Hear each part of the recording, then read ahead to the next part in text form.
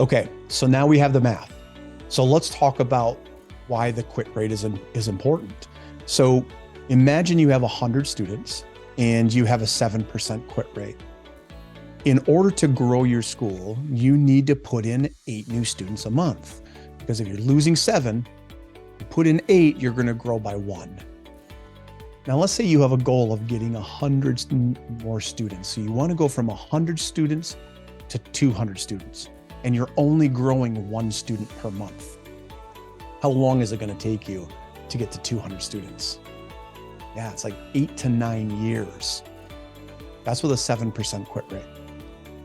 So let's say you actually take your quit rate down to 3%. Okay, so you've got 100 students, but now you're only losing 3 students a month. So let's say you can still put in that 8 new students a month. If you can do it with a 7% quit rate, you can do it with a 3% quit rate. If you're putting in 8 new students a month either way, now you're actually up 5 because 3% of 100 is 3, so you're losing 3 students a month. You're putting in 8 minus 3 is 5, so you're growing by 5 new students every month. How long is it going to take you to get to your 200 students? 20 months? That's a far cry from 9 years. Just by putting the time in to reduce your quit rate, you're going to skyrocket your school's growth. And you've got 2 ways to do it, really. And you could, obviously we're going to do both, but you can do marketing, which is going to cost you time and money, or you can put that time into lowering your quit rate, which will just cost you time. So let's go the other way. And let's say we're going to do marketing instead. Let's say you keep your 7% quit rate. You have 100 students, you lose 7 a month, you have a 7% quit rate. Let's say that you really market and you're going to bump it up to 10 new students a month.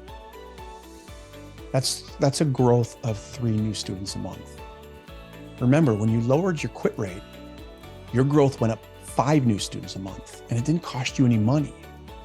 You put your money into marketing now, and you're only going up 3 new students.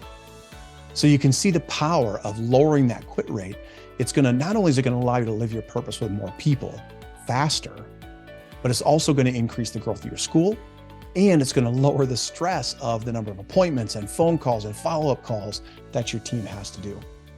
So here's what I want you to do. I want you to, first of all, figure out what your quit rate is.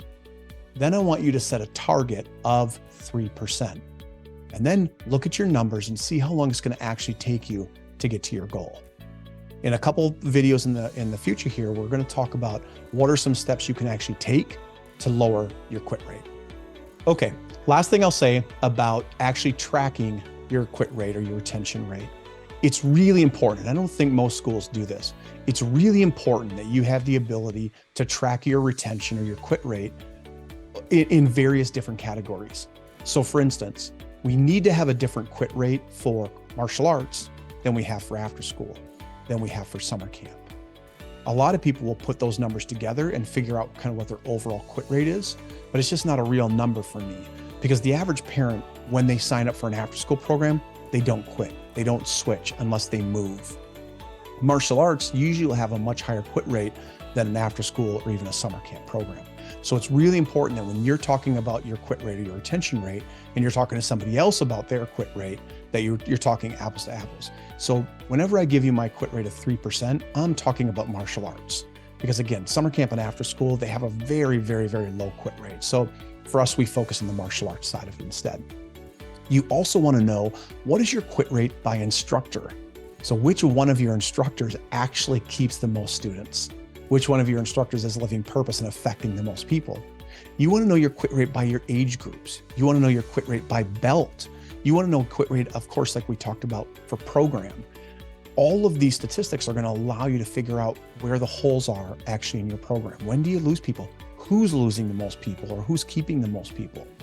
So I'm going to have a tool coming out soon that will actually help you track that quit rate if you like. But for now, you can just do it on paper.